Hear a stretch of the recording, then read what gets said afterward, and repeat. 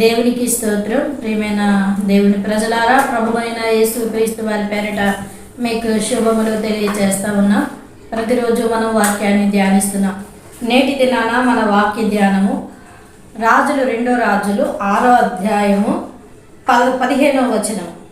దైవజనుడైన అతని పనివాడు పెందలకడే లేచి బయటికి వచ్చినప్పుడు గుర్రములను రథములు గల సైన్యము పట్టణము చుట్టుకొని ఉండుట కనబడిన.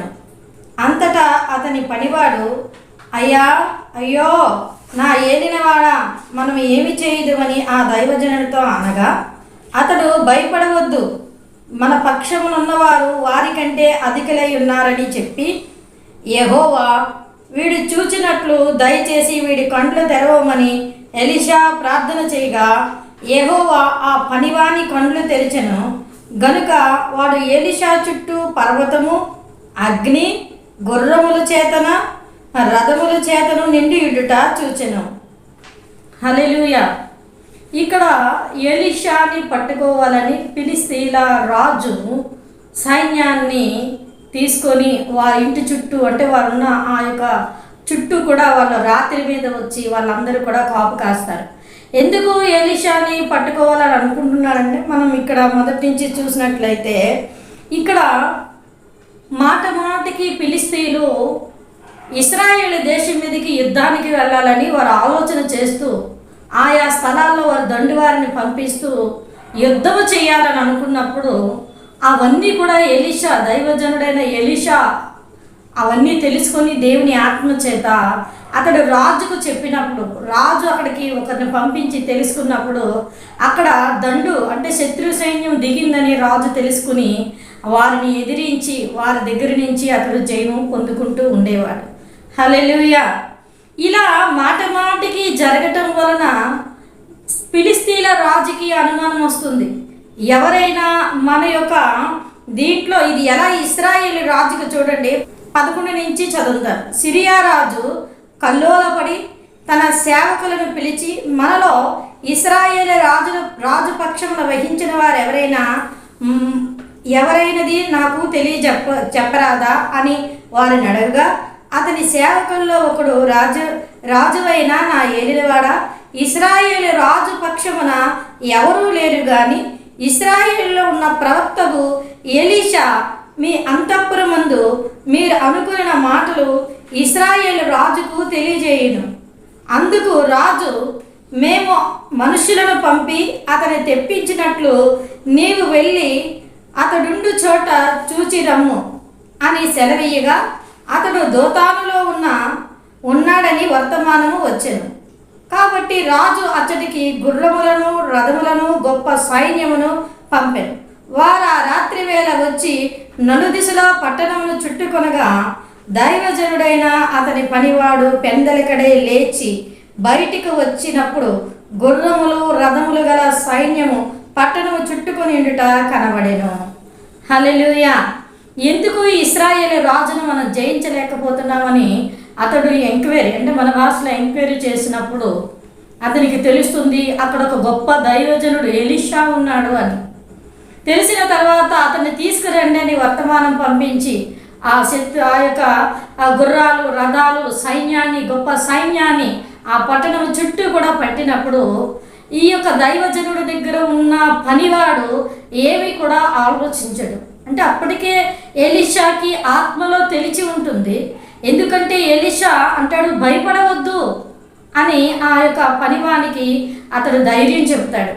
ఎందుకంటే అప్పటికే దేవుడు అతనికి దర్శనమిచ్చి, ఇదిగో నీ చుట్టూ శత్రు సైన్యం అనేవారు ఉన్నారు, కానీ వారిని ఆవరిస్తూ మేము నా యొక్క సైన్యము, పరలోక సైన్యము, గుర్రముల చేతను రథముల చేతను పర్వతమును అగ్ని రథాలు వారి చుట్టూ ఉన్నాయని దేవుడు ఎలీషాకి ముందే చూపించుండొచ్చు. ఎందుకంటే అక్కడ వ్రాయబడలేదు. కానీ ఎలీషా అంటాడు ఆ పనివాడిని, భయపడవద్దని చెప్పి, దేవా వీడి అంధత్వాన్ని తెరవండి అని దేవునికి ప్రార్థన చేసినప్పుడు అతడు ఆత్మనేత్రం తెరవబడుతుంది. ఎప్పుడైతే ఆత్మనేత్రం తెరవబడుతుందో ఆ దర్శనాన్ని, ఆ కాపుదలని, ఎలీషా చుట్టూ దేవుడు ఉంచిన కాపుదల అతనికి కనబడుతుంది. హల్లెలూయా. సరే, ఎంత గొప్ప విషయమో. ఒక దైవజనుడు దేవుని పక్షాన నిలబడినటువంటి ఒక వ్యక్తి చుట్టూ పరలోక సైన్య సమూహము దిగి అతనికి కావలి కాస్తా ఉంది. హల్లెలూయా. అంటే అతనికి ఎటువంటి యొక్క ఒడిదుడుకులు రాకుండా, ఏ హాని కలగకుండా దేవుని యొక్క కాపుదల ఉంది. అందుకే మనం ప్రార్థన చేసినప్పుడు అంటాం కదా, ప్రభువా ఇంటి చుట్టూ మీ కంచి కాపుదల ఉంచండి, మీ రక్త కంచి అగ్ని కంచి వేయండి అంటాం. అగ్ని కాపుదల అంటే ఇదే. అగ్ని, రథాలు, పర్వతము కాపలా ఉందంట. అయినా ఎలీషా దేవుడు నా పక్షాన ఉన్నాడు కదా, నాకు నచ్చినట్లు నేను చేసుకుంటాను అనలేదు. కానీ మరలా ప్రార్థన చేసి ఆ జనులందరికీ కూడా అంధత్వం వచ్చేలా సహాయం చేయండి ప్రభా దేవునికి మొరపెడితే దేవుడు వెంటనే ఆ యొక్క శత్రు సైన్యానికి అందరికీ కూడా అంధత్వాన్ని దేవుడు ఇస్తాడు. అంటే వారు ఎలీషాని చూడలేరు, అక్కడే ఉంటాడు, వాళ్ళతోనే మాట్లాడతారు, కానీ వారు కనుగోలేరు. మనము ఆ యొక్క నిర్గమకాండంలోనికి వెళితే ముందు ఎర్ర సముద్రం వెనకాతల ఫరో సైన్యం వచ్చినప్పుడు, ఫరో సైన్యం వీరి దగ్గరగా వచ్చినప్పుడు మేఘమై దేవుడు వారి మధ్యన నిలుచుంటారు. వారు అక్కడే ఉంటారు. కానీ ఇశ్రాయేలు ప్రజలు ఆ యొక్క ఎర్ర సముద్రం పాయలైన తర్వాత వారు దాటి వెళ్ళిపోతా ఉన్నా వారు కనుగోలేదు. ఇప్పుడు అలాంటి అంధత్వాన్నే, అంటే అక్కడ దేవుని మేఘము దిగి వచ్చి వారికి మేఘం కాపలా ఉందన్నారు. ఇక్కడ వీళ్ళు అన్యులు కనుక వీళ్ళకి అంధత్వాన్ని దేవుడు దయచేశాడు. అంటే కనుగోలేరు ఆ యొక్క ఎలీషాని. యేసుక్రీస్తు వారిని కూడా అంతే. ఆయన సమయం వచ్చేంత వరకు కూడా ఆయన్ని ఎవరు కూడా పట్టుకోలేరు. ఆయన మీద కోప్పడతారు యూదులు, శాస్త్రులు, పరిసయ్యులు, వీళ్ళందరూ కూడా. కానీ ఆయన సమయం, ఆయన అనుకున్న సమయం వచ్చేంత వరకు కూడా అయినప్పటికీ కూడా వారు పట్టుకోలేరు. తన్ను తానుగా అప్పగించుకుంటారు ప్రభు అయిన యేసుక్రీస్తు వారు సిలువ మరణానికి. ఎవరు కూడా ఆయన్ని పట్టుకోలేరు. ఎందుకంటే దేవుని పక్షాన ఉన్నటువంటి వారికి, దైవ ప్రజలైన వంటి వారికి, అంటే యేసుక్రీస్తు వారే దేవుడు అయితే ఇప్పుడు ఆయన పక్షాన ఉన్నటువంటి వారికి దైవ చిత్తము లేకున్నా ఏది కూడా జరగదు. ఇక్కడ ఆ యొక్క రథములు, గుర్రములు ఇవన్నీ కూడా ఆ యొక్క ఎలీషా చుట్టూ కూడా కాపుదల ఉంది. అయితే ఎలీషా ఎక్కడ తన కొరకు దైవశక్తిని వాడినట్లుగా మనకి బైబిల్ గ్రంథంలో కనబడదు. ఇక్కడ కూడా ఏం చేస్తాడంటే, రండి నేను తీసుకువెళ్తాను, మీరు కింద వచ్చిన వాళ్ళంతా కూడా చదవండి, 6వ అధ్యాయం అంతా కూడా మంచి వాక్యం మనకు అర్థమవుతుంది. రండి మిమ్మల్ని ఆ వ్యక్తి ఎక్కడున్నాడో తీసుకువెళ్తానని చెప్పి ఏ ఎలీషానైతే వారు వెతుకుతున్నారో ఆ ఎలీషే అక్కడ వారికి త్రోవ చూపి పట్టణము మధ్యలోనికి తీసుకొచ్చి మధ్యలో దేవునికి ప్రార్థన చేస్తాడు. హల్లెలూయా. దేవా వీరి అంధత్వాన్ని తెరవండి అని. ఎప్పుడైతే ఎలీషా ప్రార్థన చేశారో వాళ్ళ కన్నులు తెరవబడతాయి. వాళ్ళు చూసేసరికి పట్టణము నడి మధ్యలో ఉంటారు. వాళ్ళు రాజు సైన్యము అంతా కూడా వారిని చుట్టూంటుంది, ఇశ్రాయేలు రాజు సైన్యము. అప్పుడు ఇశ్రాయేలు రాజు, నాయనా వీరిని కొట్టెదనా అని అడుగుతాడు. ఎవరిని? ఎలీషాని. అడిగితే వారిని నువ్వేమీ కూడా చేయొద్దు, వారికి అన్నపానములు పెట్టి వారు తృప్తిగా భోజనం చేసిన తర్వాత వారిని పంపించే సమాధానముగా అని చెప్తారు. హల్లెలూయా. అప్పుడు రాజు వారందరికీ భోజనాలు వండించి వారందరూ తిని తృప్తి చెందేలాగా వారికి అందరికీ ఆహారం, అన్నపానములు ఇచ్చిన తర్వాత వారిని సమాధానముగా వారి యొక్క దేశానికి పంపించినప్పుడు ఇంక ఎప్పుడూ కూడా ఇశ్రాయేలు దేశం మీదకి సిరియానులు రావడం మానేశారట. హల్లెలూయా. కలహముతో సాధించలేనిది ప్రేమతో సాధించవచ్చు. మనం అనుకుంటాం కలహం అంటే గొడవలు ఆడితేనే. ఇప్పుడు చూడండి, వాళ్ళని తీసుకొచ్చి మధ్యలో పెట్టారు, రాజు చేతికి వాళ్ళందరూ కూడా అప్పగింపబడ్డారు. అంత సైన్య సమూహం, గుర్రాలు, రథాలు, మనుషులు, ఆ యొక్క ఫిలిస్తీన్ల సైన్యం అంతా కూడా రాజు చేతికి అప్పగింపబడింది. ఒక్క ఎలీషాని పట్టుకోవటానికే వారందరూ వచ్చారు. ఇప్పుడు ఎలీషా ఆ దైవశక్తిని లేదా ఆ శక్తిని, ఆ యొక్క భూ సంబంధమైన ఆ శక్తిని, రాజుని తన కొరకు వాడుకుంటే అతడు కూడా దేవుని దృష్టిలో దైవ ప్రేమను ఎదుటి వారికి చూపించలేని వ్యక్తిగా ఇస్తాడు. కానీ దేవుని ప్రేమను బట్టి వారికి ఏం చెప్తాడంటే, చూడండి నేను వాక్యాన్ని మీకు చదువుతాను, ఇంకంతా కాదు కానీ 20వ వచనం నుంచి చదువుతాను. వారు షోమ్రోలోనికి వచ్చినప్పుడు అతడు, యెహోవా వీరు చూచినట్లు వీరి కళ్ళు తెరవమని ప్రార్థన చేయగా. యెహోవా వారి కండ్లను తెరిచెను గనుక వారు తాము షోమ్రోను మధ్యనున్నామని తెలుసుకొనిరి. అంతటి ఇశ్రాయేలు రాజు వారిని పారజూచి, నాయనా, వీరిని కొట్టుదునా అని ఎలీషాని అడుగగా అతడు, నీవు వీరిని కొట్టవద్దు, నీ కత్తి చేతనైనను నీ వింటి చేతనైనను నీవు చెరపట్టిన వారినైనను కొట్టుదు.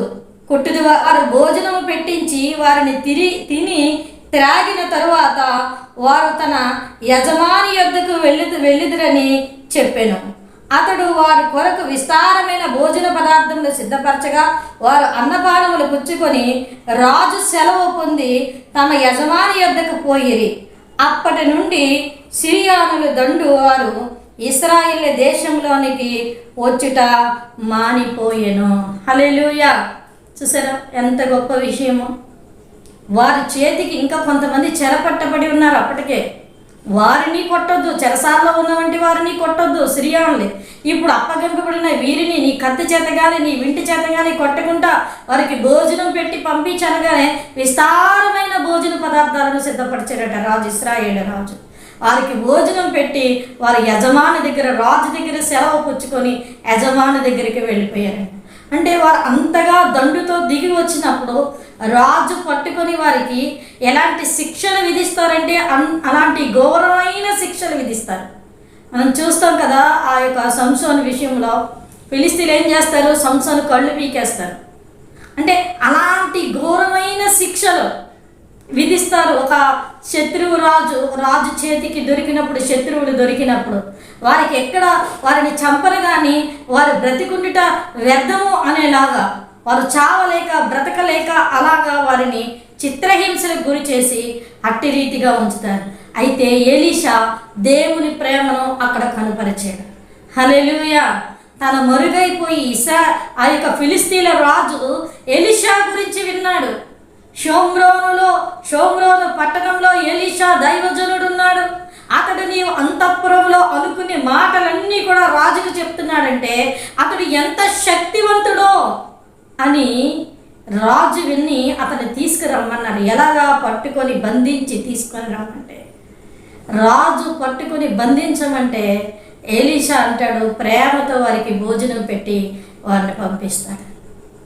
అంటే దేవుని ప్రేమను కనుపరుస్తూ ఉన్నాడు.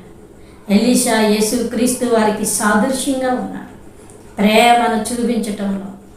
యేసుక్రీస్తు వారిని కొడుతూ ఉంటే, ముండ్ల కిరీటం పెడతా ఉంటే, ముఖంపై ఉమ్ము వేస్తూ ఉంటే, తండ్రి వీరేం చేయించున్నారో వీరెరుగురు వీరిని క్షమించమని గొప్ప మాటను, మొదటి మాటను ఆయన సెలవిచ్చారు. ప్రేమను అక్కడ సిలువలో ఆయన వెల్లడి చేశారు మరొకసారి దేవుని ప్రేమను. కనుక దేవుని ప్రజలమైన మనం ఇలాంటి పోలికల్లోనికి, ఇలాంటి స్వరూపంలోనికి మనం మారాలి. మన శత్రువుని సైతం మనం ప్రేమించే వారిగా ఉండాలి. మన శత్రువుని సైతం మనం క్షమించే వారిగా ఉండాలి. అల్లరితో, గొడవతో సాధించలేనిది ప్రేమతో సాధించగలదు. అదే యేసుక్రీస్తు వారు మనకి నేర్పించారు. కానీ నేటి క్రైస్తవులు ఎలా ఉన్నామంటే, క్రైస్తవ్యంలో నువ్వెంత నేనెంత అని ఒకరికి ఒకరు రువ్వుకుంటున్నారు. వారు ఒకరికి ఒకరు నువ్వు అలా ఉన్నావు, నేను ఇలా ఉన్నానని అనుకుంటూ ఉన్నారు. ఇప్పుడు చూడండి, ఆ సిరియా రాజు అట్టి రీతిగా తీసుకురమ్మని పంపించినప్పుడు ఎలీషా కూడా వారిని బంధిస్తే, దేవుడు అంధత్వం కలిగజేసినందుకు వాళ్ళని తీసుకువెళ్ళి బంధిస్తే సిరియా రాజుకి ఎలీషాకి తేడా ఏముంది? ఇద్దరు ఒకటే అయిపోతారు దేవుని దృష్టిలో. అలాగే దేవుని ప్రజలమైన మనము ఇతరులను క్షమించకున్నా వారిలాగే మనము మాట్లాడి, వారిలాగే మనము చేసి, వారిలాగే మనము శపించి, వారిలాగే మనము గొడవలు ఆడి, వారిలాగే మనం చేస్తే వారికి మనకి తేడా ఏముంది? క్రైస్తవులము, దేవుని ప్రజలమని మనం ఎదుటి వారికి దేవుని ప్రేమను ఎలా చూపిస్తాం? మనం క్షమించిన దాన్ని బట్టే ఎదుటి వారికి యేసుక్రీస్తు వారి ప్రేమ తెలుస్తూ ఉంటుంది. హల్లెలూయా! ఆ దినాల్లో ఆయన శరీరధారిగా ఉండి కనిపించాడు. నేటి దినాల్లో ఆయన ఆత్మస్వరూపి, పరిశుద్ధాత్ముడిగా నిన్ను నన్ను ఆవరిస్తున్నప్పుడు, యేసుక్రీస్తు వారిని ఎదుటివారు చూడాలనుకున్నప్పుడు మనలోనే చూస్తారు ఎదుటివారు. ఆ ఎదుటివారు మనలోని చూసినప్పుడు మనం ఆ ప్రేమను వారికి వ్యక్తపరిచినప్పుడు, దేవుని ప్రేమని వీరు దేవుని ప్రజలు అని తెలుసుకుంటారు. హల్లెలూయా. అంతేగాని నువ్వెంత నేనెంత అని యుద్ధాలు చేసుకుంటే ప్రభువారి యొక్క ప్రేమ అక్కడ ఉంటుంది? పాత నిబంధన గ్రంథాన్ని ఇప్పుడు ఎక్కువగా అందరూ ఉచ్చరిస్తూ ఉన్నారు. మంచిది, దేవుని వాక్యం. ఆయన నిన్న నేడు నిరంతరం ఏకరీతిగా ఉన్నారు. పాత నిబంధనలో ఉన్న దేవుడు, నూతన నిబంధనలో ఉన్న దేవుడు, నేటి దినాల పరిశుద్ధాత్ముగా సంచారం చేస్తున్నట్టు పరిశుద్ధాత్ముడు, ముగ్గురు ఒకటే, త్రియేక దేవుడు ఆయన. కానీ మనం ఎక్కువగా చూపించవలసింది యేసుక్రీస్తు వారిని చూపించాలి. ఆయన వలనే మనకి రక్షణ వచ్చింది. లేకపోతే అందరితో పాటు మనము కూడా కొట్టుకుపోదుము పాపంలో, శాపంలోను. మనకి కూడా రక్షణ అనేది లేకపోను. మనము కూడా అందరితో పాటు అందరిలాగా వెళ్తూ, అందరిలాగా చేస్తూ మనము కూడా నరకానికి వెళ్ళిపోతాం. కానీ యేసుక్రీస్తు వారు నిన్ను నన్ను ప్రేమించి ఆయన సిలువలో యాగాన్ని చేశారు. ఆ యాగాన్ని మనం ఇతరులకు చూపించాలి. ఎలా? మన క్రియల ద్వారా చూపించాలి. అందుకే బైబిల్ అంటుంది, క్రియలేని విశ్వాసం మృతము. అది దేవుని యందు విశ్వాసానికి అది. కానీ మన యొక్క మాట ద్వారా, మన చూపు ద్వారా, మన నడవడిక ద్వారా, మన పని ద్వారా, మన కుటుంబ వ్యవస్థ ద్వారా యేసుక్రీస్తు వారు వీరిలో ఉన్నారు అని ఎదుటి వారు గుర్తించాలి. ఎలీషా దేవుడు గొప్పవాడు అని ఫిలిష్తీయుల రాజు గ్రహించాడు. అందుకే అప్పటి నుంచి ఇంకా వారు ఆ పనిని మానుకున్నారు. ఇశ్రాయేలు దేశం మీదకి ఇంకెప్పుడు కూడా వారు యుద్ధానికి రాలేదట. అక్కడ వాక్యంలో రాయబడి ఉంది, చూసారా? అదే అలా వెళ్తే ఆ రాజు కోపమైపోయి మరొక కొంతమంది జనాన్ని తీసుకుని వచ్చి ఈ రాజు కొంతమంది జనాన్ని తీసుకుని మధ్యలో ఎంత రక్తపాతం, ఎన్ని యుద్ధాలు, ఎప్పటికీ కూడా వారికి వీరికి సమాధానం ఉండకపోను. కానీ సమాధాన అధిపతిగా ఎలీషా అక్కడ యేసుక్రీస్తు వారికి సాదృశ్యంగా అక్కడ సమాధానాన్ని చేకూర్చాడు.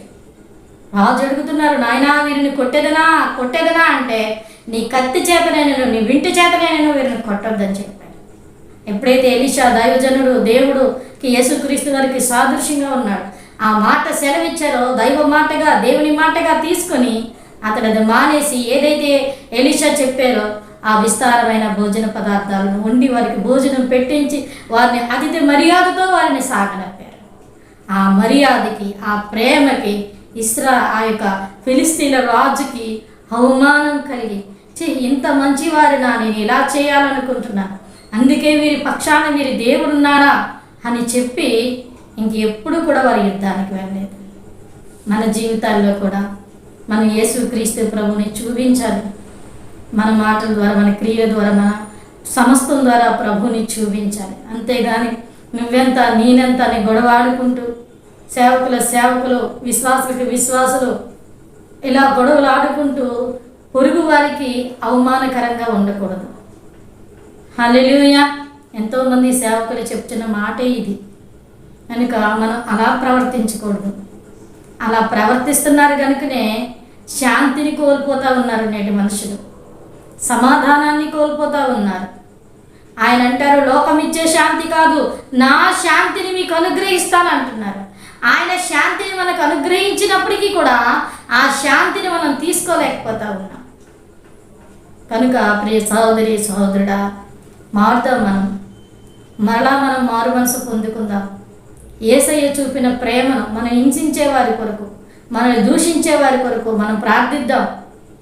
మన ప్రార్థనలు, ప్రభువా వారిని లేపేయండి, వారిని పడేయండి, వారిని చంపేయండి అని కాకుండా, దేవా నీ కనికరం మాపై రానివ్వండి ప్రభువా, నీ కనికరము ఈ యొక్క మా జనులందరి మీదకి రానివ్వండి ప్రభువా అని మనం ప్రార్థిద్దాం.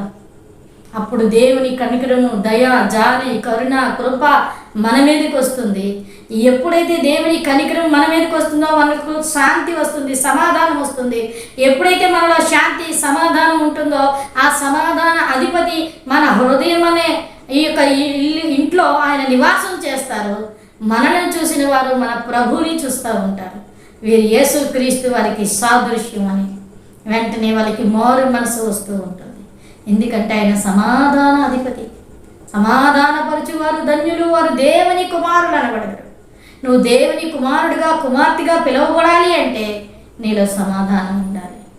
రే సహోదరి సహోదరుడా, ఇక్కడ ఈ యొక్క ఎలీషా భయపడిపోయాడు పనివాడు. ఎలీషాకు దేవుడు ముందే బయలుపరిచి ఉంటాడు.